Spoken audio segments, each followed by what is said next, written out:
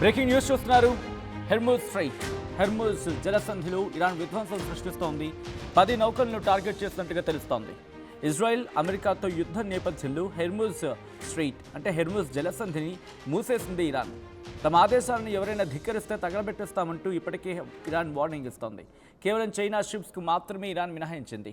హెర్ముజ్ జలసంధి మూసివేతతో ఏకంగా 1000కి పైగా నౌకలు నిలిచిపోయాయి. హెర్ముజ్ జలసంధి ప్రపంచానికి చాలా కీలకం. ప్రపంచానికి అవసరమైన 20% ఆయిల్, 25% లిక్విడ్ గ్యాస్ గురించి లిక్విడ్ నేచురల్ గ్యాస్ ఎల్ఎన్జీ ఈ స్ట్రైట్ నుంచి అంటే ఈ జలసంధి నుంచే రవాణా అవుతూ ఉంటాయి. ఇప్పుడు నౌకలు నిలిచిపోవడంతో ప్రపంచవ్యాప్తంగా క్రూడ్ ఆయిల్ ధరలు పెరిగే అవకాశం ఉంది. సాధారణ రోజుల్లో రోజుకి 100కి పైగా నౌకలు ప్రయాణం చేస్తూ ఉంటే ప్రస్తుతం 1 లేదా 2 నౌకలు మాత్రమే ప్రయాణం సాగిస్తున్నాయంటే అర్థం చేసుకోవచ్చు హెర్ముజ్ జలసంధి ఎంత కీలకమనేది. హెర్ముజ్ ద్వారా 90% రవాణా ఇప్పుడు తగ్గిపోయింది. ఈ మార్గం ద్వారా రోజుకి 21 మిలియన్ బ్యారెల్ల చమురు రవాణా అవుతుంది. బ్యారెల్ అంటే 136 కిలోలు. ప్రస్తుతం ఒక బ్యారెల్ ధర $84గా ఉంది. ఒకసారి ఈ అంశానికి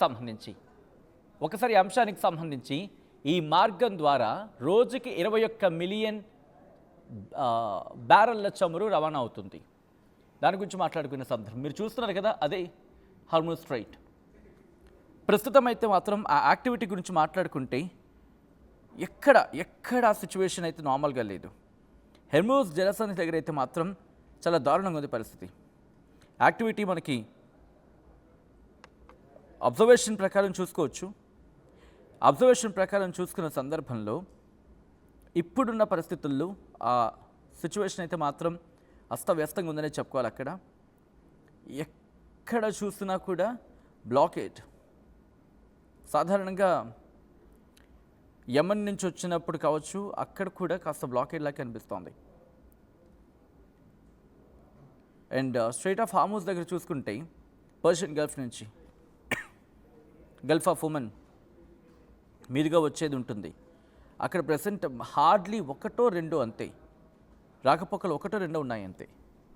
పూర్తిగా అయితే నిలువరించిపోయింది, కట్టడైపోయింది. ప్రపంచవ్యాప్తంగా ఈ హెర్ముజ్ జలసంధి చాలా కీలకం. అండ్ దీనికి ఆల్టర్నేటివ్ కూడా ప్లాన్ చేసే ప్రయత్నాలు చేస్తున్నాయి కొన్ని గల్ఫ్ కంట్రీస్. ఆల్టర్నేటివ్ ప్లానింగ్లో కూడా ఉన్నాయి. పైప్ లైన్ ద్వారా ఇటు ఏషియాకి పంపించేందుకు ఇప్పటికీ అవకాశాలని పరిశీలించడం జరుగుతోంది. ఎంతవరకు పంపించవచ్చు, ఎంతవరకు అవకాశం ఉంది, ఒకవేళ అవకాశం లేకపోతే ఏం చేసే ఆలోచనలో ముందుకు వెళ్ళాలి, ఇవన్నీ కూడా. ఎందుకంటే యూఏఈ రోజుకి 32 లక్షల బ్యారెల్స్, కువైట్ రోజుకి 25 లక్షల బ్యారెల్స్, ఖతార్ 6 లక్షల బ్యారెల్స్, అలాగే 20% ఆఫ్ ఎల్ఎన్జీ. ఈ హెర్ముజ్ పూర్తిగా మూతపడితే చమురు ధరలు పెరిగిపోయే అవకాశం ఉంది. చమురు ధరలు పెరిగితే భారత్ రూపాయి కూడా పతనమయ్యే అవకాశం ఉంది. అయితే వినిపిస్తున్న మాట ఏంటంటే ఎప్పుడైతే ఈ కాన్ఫ్లిక్ట్ ప్రారంభమైందో అప్పటి నుంచి కూడా భారత్ ముందే ఆచితూచి అడుగులు వేసింది. ఎప్పటికప్పుడు చమురు నిల్వని పెంచుకుంటూ వెళ్ళింది. ఆ చమురు నిల్వ దాదాపుగా 25 సంవత్సరాలకు సరిపోయేవంత ఉన్నాయా? Biggest question mark. ప్రస్తుతం అయితే చర్చ జోరందుకుంటోంది. బట్ అందులో ఉన్న వాస్తవం ఎంత తెలియాల్సి ఉంది. లైవ్ అప్డేట్స్ ప్రకారం చూసుకుంటే మ్యారిటైమ్ ట్రాఫిక్ ఉంటుంది కదా, అది చాలా వీక్నింగ్గా ఉంది. చాలా హెర్ముజ్ జలసంధి దగ్గర అయితే మాత్రం 1 లేదా 2 అంతే, 1 లేదా 2 మాత్రమే ఉన్నాయి. అది కూడా బహుశా బందర్ అబ్బాస్ ఎయిర్పోర్ట్కి వెళ్తున్నట్టుగా తెలుస్తుంది ఒకటి, ఇంకోటి సజేద్కి. సో ప్రస్తుతం అయితే మాత్రం ఒక కన్ఫ్యూజన్ స్టేట్లో ఉందని అనుకోవాలి. సూయజ్ కాలువ ఇది కూడా మూసేస్తామని చెప్పి భయపెట్టింది, హౌతీలు భయపెట్టిన సందర్భం. అండ్ ప్రెసెంట్ లేటెస్ట్ అప్డేట్స్ గురించి మాట్లాడుకుంటే ఇప్పటికే 37 ఇండియన్ ఫ్లాగ్ షిప్స్ హెర్ముజ్ స్ట్రైట్లో నిలిచిపోయాయి. అక్కడ ప్రెసెంట్ విజువల్ మీరు చూడొచ్చు, 2 ఉన్నాయి. ఒకటి విజువల్ మీరు చూస్తున్నారు, లైవ్ విజువల్ అది. ఒకటి వచ్చేసి మీకు ఆ సరిక్ దగ్గర ఉంది కదా, బందర్ అబ్బాస్కి అంటే అక్కడ ఇరాన్కి వెళ్ళాల్సింది. ఏది మీరు చూస్తే సెరిక్ అని చెప్పి కిందన రెడ్ డాట్స్ గంప గుర్తుగా కనిపిస్తున్నాయి కదా, అక్కడ ఒక బాణం గుర్తుంది కదా పైన, అది ఆర్ట్రామ్ ఐఆర్ అని చెప్పి.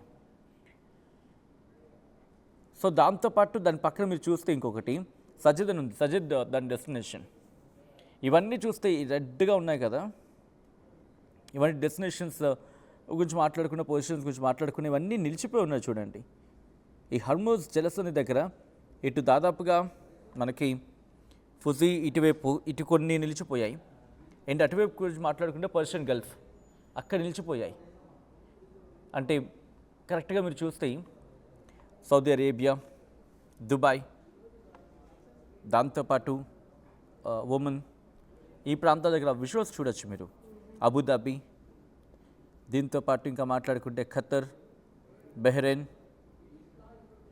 ఈ ప్రాంతాలన్నిటి చోట అక్కడ నిలిచిపోయి చూడండి. పైకి వెళ్తున్న కొద్దీ ఎక్కడా కూడా మూమెంట్ అనేది పెద్దగా లేదు. మామూలుగా అయితే ఎలా ఉండాలి, ఈ పాటికి కదులుతూ ఉండాలి, ఒక మూమెంట్ అనేది ఉంటూ ఉంటుంది. బట్ ఇప్పుడు చూస్తే కనుక నిలిచిపోయాయి. అండ్ భారతీయులు కూడా 37 Indian flag ships Hormuz straight దగ్గర నిలిచిపోయారనేది వినిపిస్తున్నమాట. ఇటు భారత ప్రభుత్వం నుంచి వాళ్ళు రిక్వెస్ట్ చేస్తున్నట్టుగా తెలుస్తోంది, మమ్మల్ని క్షేమంగా తీసుకొచ్చే ప్రయత్నం చేయనని చెప్పి. ఆ షిప్ ఓనర్స్ ప్రస్తుతం అంటే Indian national ship owners association వాళ్ళు రిక్వెస్ట్ చేయడం జరుగుతోంది, దయచేసి మమ్మల్ని కాపాడే ప్రయత్నం చేయండి, మా వాళ్ళని తీసుకొచ్చే ప్రయత్నం చేయండి అని చెప్పి. ఎంత కీలకం అంటే కనుక ఇక్కడ ఏషియా కావచ్చు, యూరోప్ కావచ్చు, ఇక్కడి నుంచి మనకి సూయజ్ కాలువ ఉంది, తర్వాత స్ట్రెయిట్ ఆఫ్ హార్మోజ్. ఈ హార్మోజ్ జలసంధి ద్వారా ఏషియాలోనే భారత్, చైనా, జపాన్లకు సప్లై జరుగుతుంది. ఈ హార్మోజ్ జలసంధి నుంచి గల్ఫ్ దేశాలు కూడా చమురు రవాణా చేస్తూ ఉంటాయి. సౌదీ అరేబియా రోజుకి 1 లక్ష లేకపోతే 1 కోటికి పైగా అనుకుందాం, 1 కోటి బ్యారెల్స్ ఆఫ్ చమురుని ఉత్పత్తి చేయడం జరుగుతుంది, క్రూడ్ ఆయిల్ని.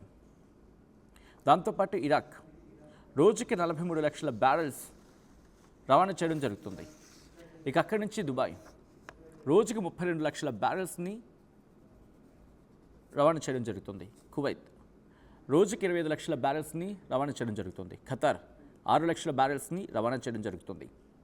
అలాగే 20% of liquid natural gas LNG. Hormuz పూర్తిగా మూతపడితే చమురు ధరలు భారీగా పెరిగే అవకాశం ఉంటుంది. ఒకవేళ చమురు ధరలు కనుక బాగా పెరిగితే భారత్ రూపాయి పతనమయ్యే అవకాశం ఉంది. అండ్ దిగుమతి బిల్లు ఆమాంతం పెరిగిపోయే అవకాశం కూడా ఉంది. పెట్రోల్, డీజిల్ ధరలు తీవ్రంగా పెరుగుతాయి. 85% ఇతర దేశాల నుంచి భారత్ ఇప్పుడు చమురు కొనుగోలు చేస్తోంది. అండ్ భారత్ నుంచి ఇరాన్కు ఎగుమతి అయ్యే బాస్మతి బియ్యం కావచ్చు, ఫామా కావచ్చు, టీ, అలాగే సుగంధ ద్రవ్యాలు, వీటిపై ప్రభావం ఉంటుంది. దేశవ్యాప్తంగా సరుకు రవాణా ఖర్చులు ఎక్కువ అవుతాయి. అండ్ సూయజ్ కాలువ కూడా మూతపడతాయి. ఇప్పటికీ అక్కడ హౌతీలు బెదిరిస్తూ ఉన్నారు కదా అక్కడ. దీంతోపాటు ఇవన్నీ ఒక ఎత్తు అయితే స్టాక్ మార్కెట్ మీద ప్రభావం చూపుతుంది. భారీగా బంగారం విలువ పెరిగే అవకాశం ఉంది. వెండి ధరలు భారీగా పెరిగే అవకాశం ఉంటుంది. 2 లక్షల పైగా బంగారం విలువ పెరిగిపోయే అవకాశం ఉంటుంది. 4 లక్షల రూపాయలకి పైగా వెండి ధర పెరిగిపోయే అవకాశం ఉంటుంది. ఎందుకంటే సాధారణ రోజుల్లో రోజుకి 100కి పైగా నౌకలు ప్రయాణం చేస్తూ ఉంటాయి. అండ్ ఇప్పుడు మీరే చూడండి ఎన్నున్నాయి, 1 లేదా 2 స్ట్రెయిట్ ఆఫ్ హార్మోజ్ దగ్గర. సో అటువంటి పరిస్థితి గత కొన్ని రోజులుగా చూసుకుంటే ఒకలా ఉంటే ఇప్పుడు ఇంకొకలా ఉంది.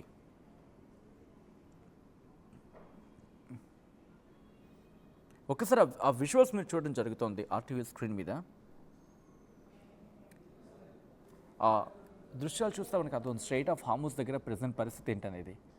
ఇప్పటికీ స్ట్రెయిట్ ఆఫ్ హార్మోజ్ని క్లోజ్ చేస్తున్న సందర్భం ఇప్పటికీ ఇరాన్ కూడా చెప్పుకొచ్చింది కదా, ఆ రోజు అనౌన్స్మెంట్ కూడా ఇచ్చింది ఏకంగా ఎవరైనా వెళ్ళే ప్రయత్నం చేస్తే కనుక అటాక్ చేస్తామని చెప్పి. దీంతో ఎవరు సాహసించట్లేదు. కొన్ని ఇప్పటికే ప్రమాదాలు చోటు చేసుకున్నాయి. దాదాపుగా 10కి పైగా ప్రమాదాలు చోటు చేసుకున్నాయని చెప్పి మనకి వినిపిస్తున్నమాట. ఇటువంటి సందర్భంలో ఇప్పుడు కనుక ఆచితూచి ప్రపంచ దేశాలు అడుగు వేయకపోతే ఇది పెద్ద దెబ్బ పడే అవకాశం ఉంది అని చెప్పి మాట్లాడుకుంటున్నాం కదా. ఒకసారి ఆ దృశ్యాలు చూద్దాం.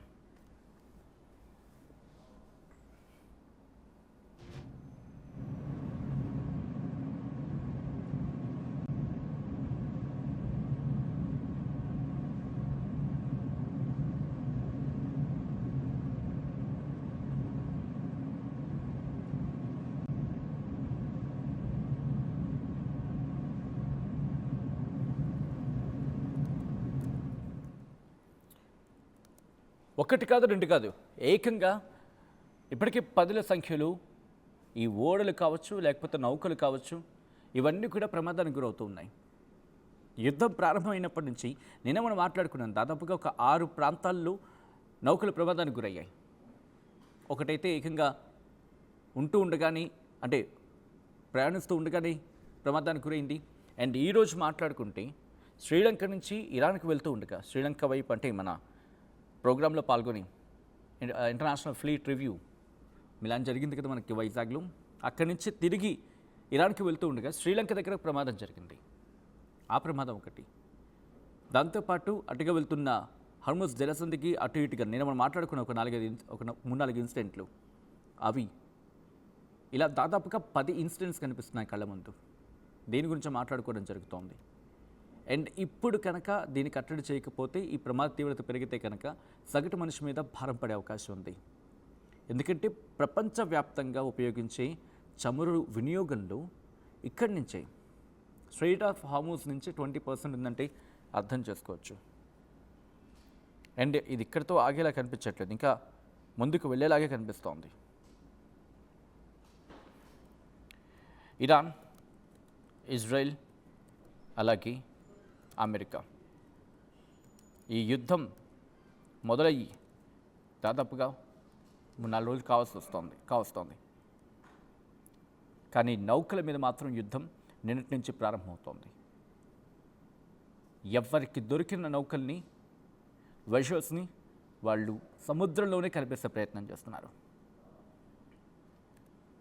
దాని గురించి మాట్లాడుకునే ప్రయత్నం చేస్తున్నాం.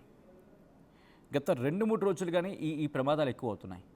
స్ట్రెయిట్ ఆఫ్ హార్మూజ్ని క్లోజ్ చేసిన సందర్భంలో కావచ్చు, లేకపోతే రెడ్ సీ మీదుగా అడుగుపెడుతున్న సందర్భం కావచ్చు, లేకపోతే నౌకల్ని అంటే పోర్టుల దగ్గర దాడులు చేసిన క్రమం కావచ్చు, ఇరాన్ దాడులు చేసే సందర్భంలో, ఇవన్నీ గురించి మాట్లాడుకుంటున్నాం. ఒక్కసారి మీరు చూడొచ్చు, 27th ఫిబ్రవరి నుంచి 3rd ఆఫ్ మార్చ్ వరకు ఎలా క్షీణించుకుపోయిందనేది స్ట్రెయిట్ ఆఫ్ హార్మూజ్లో పరిస్థితి. మీరు చూడొచ్చు అక్కడ ఫ్లాష్ పాయింట్ దగ్గర స్ట్రెయిట్ ఆఫ్ హార్మూజ్ ఎలా తగ్గిపోయింది అక్కడ పరిస్థితి అనేది. చూసారా ఆ మూమెంట్ ఎలా తగ్గిపోయిందో స్ట్రెయిట్ ఆఫ్ హార్మూజ్ దగ్గర. ఇంకా పెరిగింది దాదాపుగా 17 ఇరాన్ అంటూ కూడా మాట్లాడుకుంటున్న క్రమం. చూడండి స్ట్రెయిట్ ఆఫ్ హార్మూజ్ దగ్గర ఇటు వెళ్ళలేక అటు రాలేక, బహుశా 1-2 అటు నుంచి ఇటు నుంచి అటు ఒక్కటే వెళ్ళినట్టు కనిపిస్తోంది. దట్టు 27th నుంచి తగ్గుతూ వచ్చింది, 28th వరకు పర్వాలేదు. అండ్ 1st నుంచి ఆ సంఖ్య మరింత పడిపోయింది. వెళ్ళినట్టు అక్కడ ఇరుక్కుపోయాయి, వచ్చినట్టు ఇటువైపు ఇరుక్కుపోయాయి. ఆ విషయం మీరు చూస్తున్నారు కదా.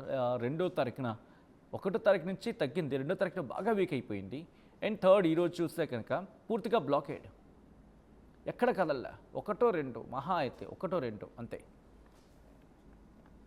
అయితే ఈ యుద్ధంలో నౌకల విధ్వంసం మాత్రం చాలా తీవ్రంగా జరుగుతోంది. అమెరికా మిలిటరీ ఏకంగా 17 ఇరాన్ నౌకరుని ధ్వంసం చేసినట్టు ప్రకటించింది.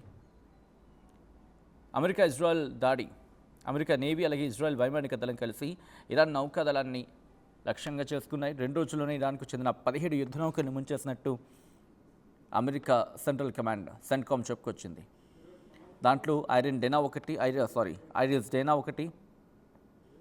ఇది శ్రీలంక దగ్గరలో ఉన్నప్పుడు అమెరికా సబ్మెరైన్ దాడిలో మునిగిపోయినట్టుగా ప్రస్తుతం సోషల్ మీడియాలో చర్చ జరుగుతూ ఉంది. అది దాంతోపాటు ఇరాన్కు చెందిన ఒక కీలకమైన సబ్మెరైన్ ధ్వంసం చేశారు. ఇంకొకటి కోనార్క్ నేవల్ బేస్, ఇరాన్లోని ఈ నేవల్ బేస్ మీద దాడి చేసి అక్కడ ఉన్న 3 నౌకల్ని ముంచేసిందని చెప్పి ఇంకొక మాట. అలాగే ఇరాన్ తన దగ్గర ఉన్న నౌకల్ని అడ్డుపెట్టుకుని స్ట్రెయిట్ ఆఫ్ హార్మూజ్ని నిలిపివేస్తామని హెచ్చరించిన తర్వాత ప్రపంచంలో 20% చమురు రవాణా మార్గం ఇక్కడి నుంచి జరుగుతుంటుంది. దీంతో అమెరికా వ్యూహం ఏంటి?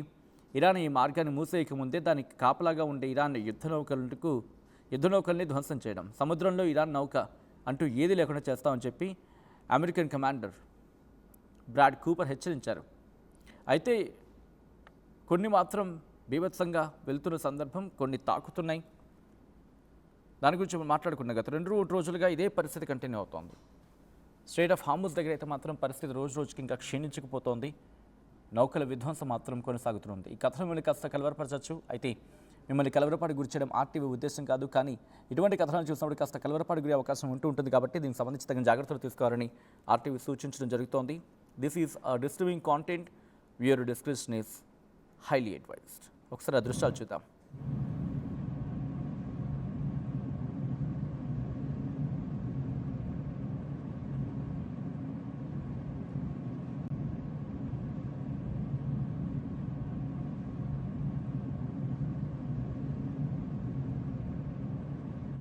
అసలైన తొలి వెలుగు. ఫాలో వాట్సాప్ @తొలి వెలుగు official.